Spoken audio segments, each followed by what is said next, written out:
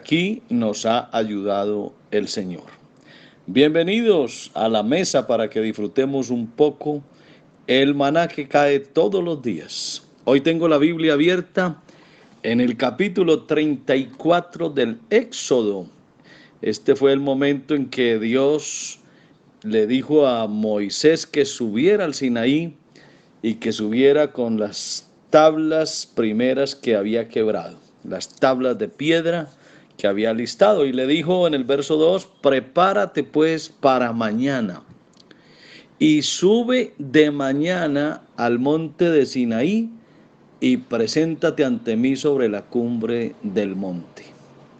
Es la invitación que Dios le hace a Moisés para que suba mañana por la mañana.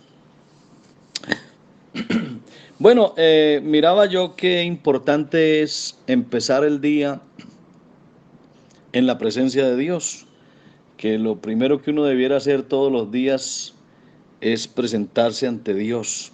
Alguien dijo que uno no debiera mirar el día hasta que no haya mirado a Dios, ni siquiera mirar el rostro de otros hasta que no haya mirado el rostro de Dios. Es que la mejor forma de tener un buen día y de salir victorioso en todo lo que emprendamos es comenzar el día buscando el rostro de Dios.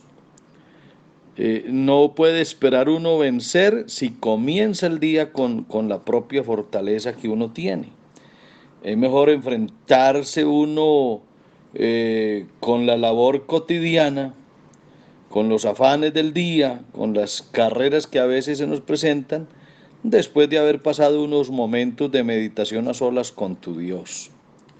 Esa es una muy buena práctica que ojalá todos la tengamos. No encuentres a ninguna persona, ni aun a los que habitan bajo tu mismo techo, hasta que no hayas encontrado primero a ese gran huésped que vive contigo, a ese compañero de honor de tu vida, que es el Señor.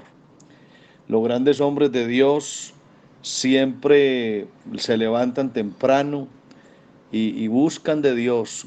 Cuando quizás los otros están durmiendo aún, Él está de rodillas.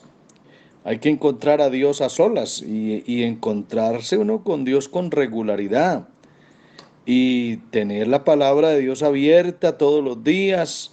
Cada vez hay un consejo maravilloso y luego entonces sí, acometer los deberes diarios con la influencia de esa personalidad de Dios en nosotros que nos controla y que nos ayuda a hacer nuestros actos de una mejor forma. Los hombres que más han hecho por Dios en este mundo se han encontrado muy de mañana sobre sus rodillas. Eso ya es como una característica muy común. Los grandes hombres de Dios por lo regular siempre madrugan a buscar de Dios. Y estaba mirando unos pasajes bíblicos así rápidamente y comprueba uno que la Biblia contiene la mejor historia de la obra poderosa que se realiza después de la oración. Hay tantos casos. Por ejemplo, se necesitaba un hijo para Abraham y llegó, pero luego necesitó una esposa para ese hijo llamado Isaac, y dice la Biblia que Abraham oró y apareció Rebeca. Así de sencillo. Leas el capítulo 24 de Génesis. El siervo de Abraham ora y aparece Rebeca. Seguro que eso es lo que usted y yo necesitamos, orar para que aparezca la bendición que tanto necesitamos. Jacob ora y el ángel de Dios le concede su petición, y ahora la venganza de su hermano Esaú se cambió en amor fraternal. Es decir, la oración llega hasta la misma presencia de Dios y hace que Dios cambie las cosas. Moisés oró y los amalecitas fueron vencidos. ¿Se acuerdan ustedes cuando se le cansaban los brazos y Aarón y Hur se lo sostenían mientras el pueblo estaba abajo en la batalla. Así que oró Moisés, Israel prevaleció. Hay cantidad de batallas que solo se libran y se ganan orando. El mismo Josué oró y el sol se paró en su curso. Increíble, increíble. Detente sol en Gabaón y tu luna en el valle de Ajalón. Y el sol y la luna se detuvieron por la oración de un hombre. El día se alargó y el pueblo de Israel ganó la batalla.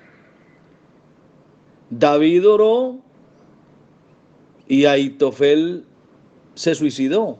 Ahitofel hacía parte de su séquito y se rebeló y quiso conspirar contra el rey David. Y dice la Biblia que después que David oró, los planes y propósitos de Ahitofel se truncaron y terminó suicidándose. No tuvo que hacer absolutamente más nada David, solo orar. Asa oró e Israel se ganó una victoria gloriosa. Josafat oró y la ira de Dios se cambió en un cariño, en un afecto especial, porque Dios cambia las circunstancias. Lo que pasa es que hay que orar. Elías oró cuando llevaban más de 3 años sin que cayera una sola gota de lluvia y apareció una pequeña nube y pronto cayó la lluvia. ¿Todo por qué? Porque un hombre oró.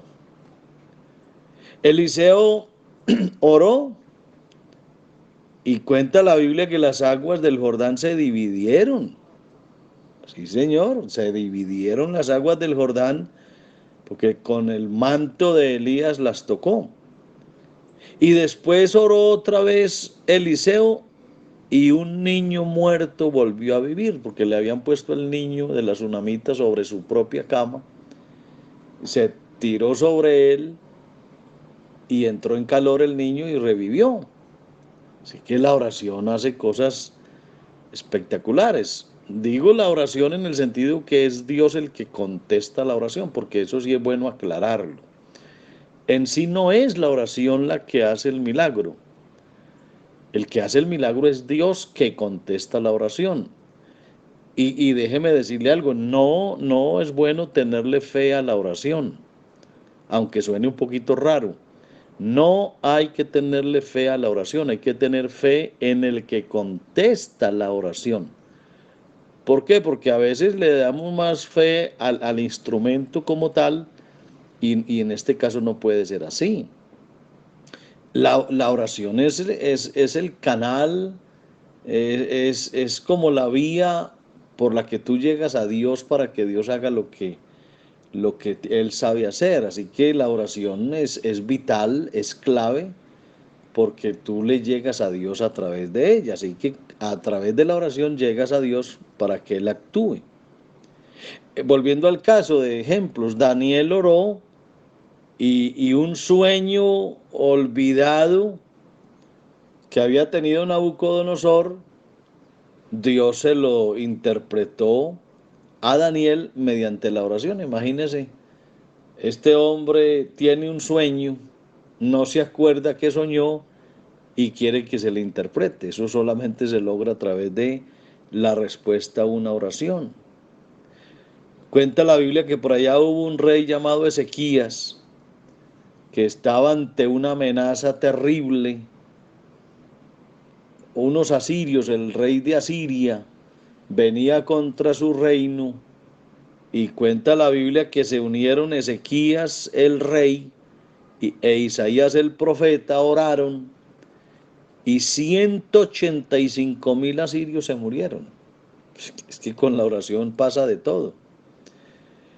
Cuando, cuando fue necesario reconstruir la ciudad de Jerusalén después del cautiverio babilónico, Nehemías tenía ese sentir de volver a la tierra que era suya a reedificar los muros, pero él era copero de un rey.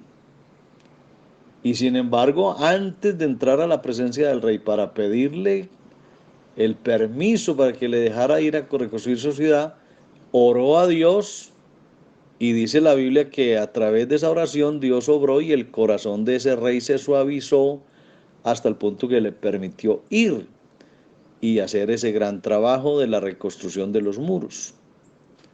Ya mirando en el asunto de la iglesia oró y Pedro, que estaba encarcelado, dice la Biblia en el capítulo 12 de los Hechos que se abrió la puerta de la cárcel y salió entre los soldados y apareció donde estaba la iglesia orando.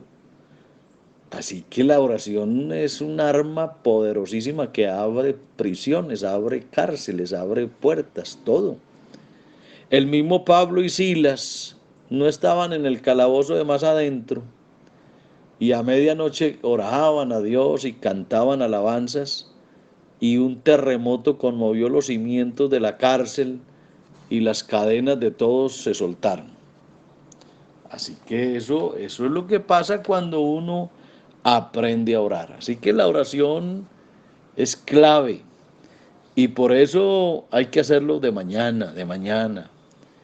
Le dijo pues el Señor a Moisés, prepárate pues para mañana y sube de mañana al monte de Sinaí y preséntate ante mí sobre la cumbre del monte. La invitación hoy es a que mañana madrugues. ¿Qué tal si madrugamos mañana? ¿Qué tal si nos levantamos un poco más temprano de lo habitual? ¿Qué tal si todavía no ha salido la claridad del día y ya estamos de rodillas ante Dios? No hay mejor forma de empezar un día que de esa forma, de esa manera.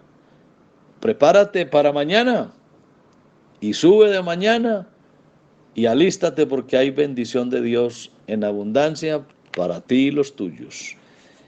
Te mando un fuerte abrazo y bendiciones en el nombre de Jesús.